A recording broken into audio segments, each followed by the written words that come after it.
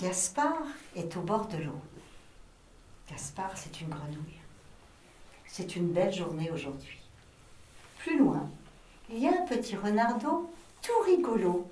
Il est tout content. Il s'amuse à éclabousser les libellules. Et puis, splash! Madame Libellule est toute mouillée et ça le fait rire. À un moment, alors qu'il s'apprête à s'asseoir tout doucement sur une grosse pierre, voilà qu'elle se met à glisser lentement. Soudain, le voilà étalé de tout son long dans l'eau de l'étang. Alors il veut se remettre debout, mais sa queue est coincée sous la pierre. Ah, ça fait mal! Elle remarque qu'il commence à avoir peur. Il n'arrive plus à bouger sa queue. Toutes sortes de pensées angoissantes lui viennent à l'esprit. Soudain, il se met très en colère contre cette pierre. Quelle stupide pierre!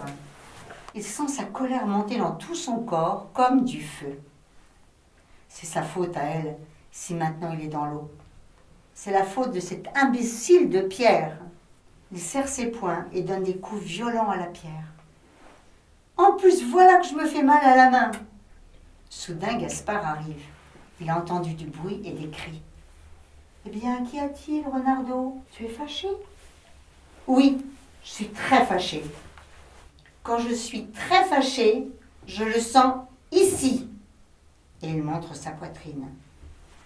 Gaspard lui dit, mais quand tu es fâché, cela ne sert à rien de frapper. C'est même encore pire et rien ne va mieux.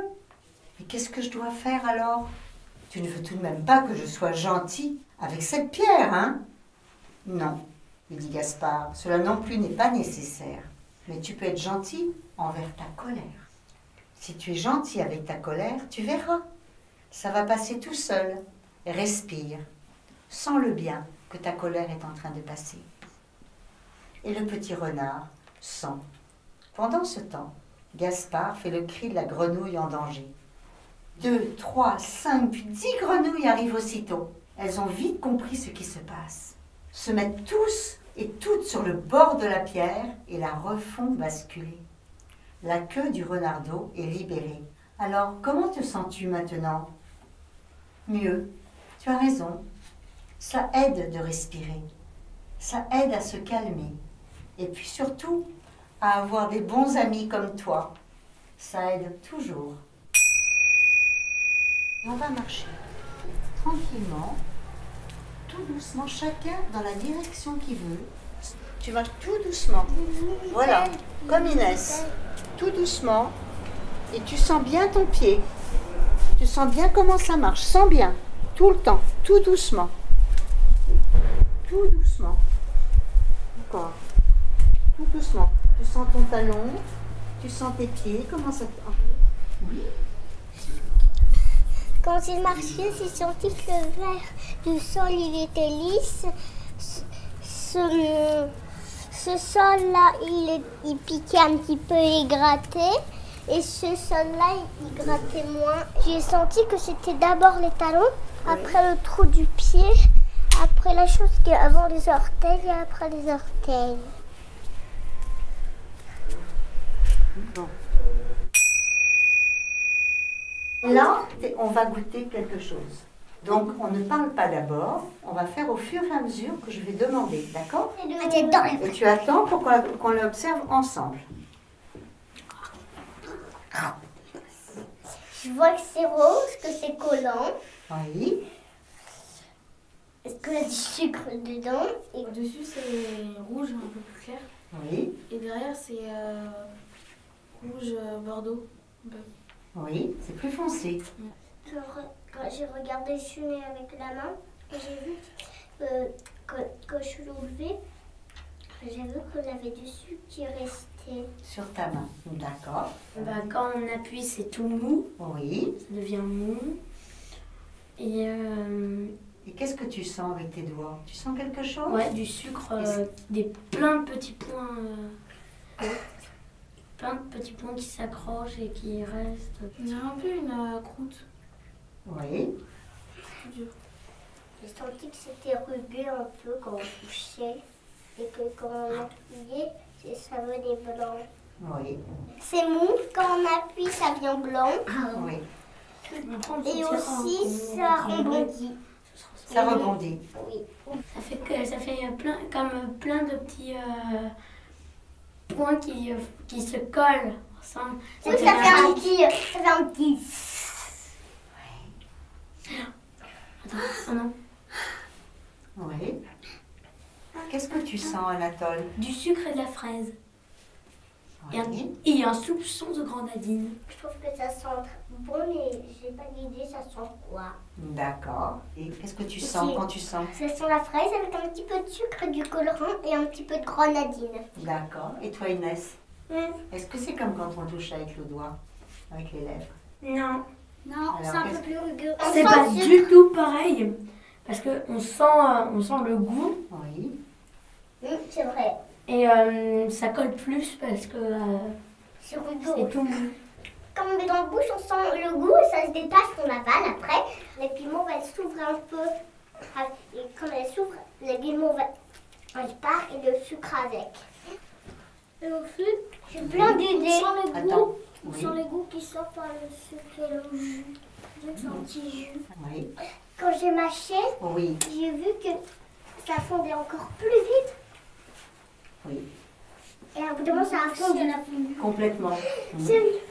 Qu'est-ce que tu as pensé de la séance? J'ai bien aimé la séance. J'ai bien aimé être dehors. Les histoires. Tu te sens plus reposée J'aime après? bien aussi dans les séances s'allonger. Avant, j'étais en CM2 et je suis passée au collège. Donc, du coup, c'est quand même un assez gros changement. Et j'étais un peu stressée pour savoir si j'allais y arriver et tout ça. Et du coup, ça m'a détendue. Ça m'a appris à me concentrer pour mes cours et tout ça. Comment tu te sens quand tu sors des séances? Par exemple, aujourd'hui, tu te sens plus excitée, plus calme? Plus calme, c'est tout le temps plus calme. C'est normal parce que c'est fait pour être plus calme. Et qu'est-ce qui t'a le plus détendu pendant la séance?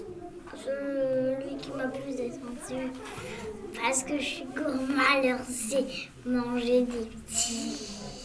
Manger des petits gâteaux, ça t'a détendu?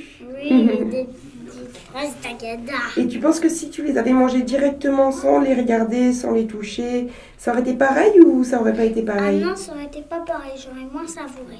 Oui, Iliane est plutôt content de participer à ces séances et le soir on a refait les exercices plusieurs fois et donc il y a des fois il n'avait pas plus envie que ça et puis d'autres fois il était vraiment heureux de les avoir faits et il me disait mais là ça m'a détendu maman, c'était bien, voilà.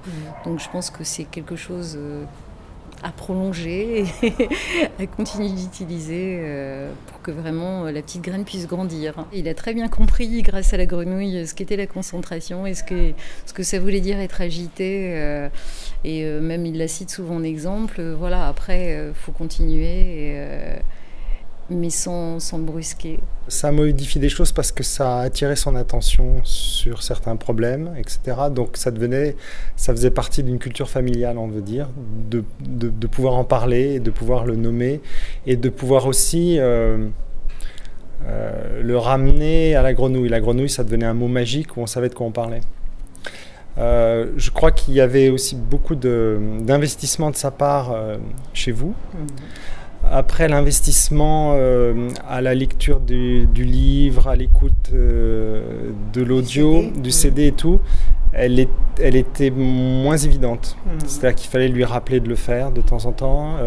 On a eu toute une période où il s'endormait en écoutant le CD, donc ça c'était assez super. Et puis il y a eu une période où il en avait marre, il n'avait plus envie de s'endormir ou d'écouter le CD. Après je pense que c'est une pratique, c'est une espèce d'hygiène en fait, et je crois que c'est important que les parents ils aient aussi la même pratique et la même hygiène, ce qui n'était pas forcément le cas. C'est-à-dire qu'une fois qu'on est pris dans le quotidien avec les enfants à chercher à l'école, à faire la cuisine, à leur faire les devoirs, avec le stress de la fratrie, etc., c'est difficile de se dire, bon, bah maintenant, on se pose. Voilà. Et comme c'est pas dans notre culture familiale, c'est pas lui qui allait nous l'imposer. Donc voilà, c'est difficile que l'énergie familiale, elle bifurque vers ce truc. Donc ce que je trouve intéressant, c'est qu'il a la notion que ça existe. Donc il sait où aller puiser quand il a besoin. Il ne le fait pas forcément automatiquement et il ne le fait pas toujours. Mais ça, je pense qu'on a une certaine responsabilité là-dedans. C'est bien d'essayer de donner aux enfants accès à la grenouille. Il faudrait donner aux parents accès à la grenouille, en fait.